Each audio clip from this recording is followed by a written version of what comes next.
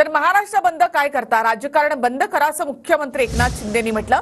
हायकोर्टाने महाविकास आघाडीच्या बंदला चपराक दिली आहे असं शिंदेंनी म्हटलं।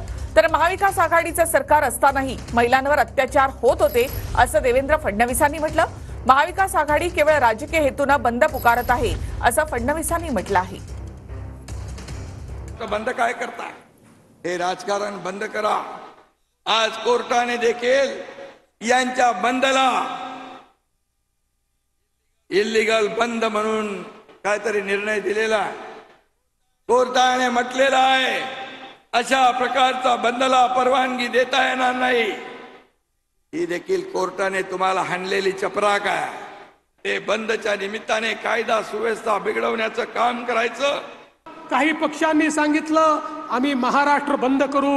माझा त्यांना सवाल आहे, 2020 मध्ये नांदेडला बलात्कार झाला, तुम्ही चूप होतात, तुमचं राज्य होतं। 21 मध्ये साकी नाक्याला इतकी भयानक घटना घडली, तुम्ही काही बोलला नाहीत। आणि आता मात्र केवळ राजकीय हेतून प्रेरित होऊन या ठिकाणी बंद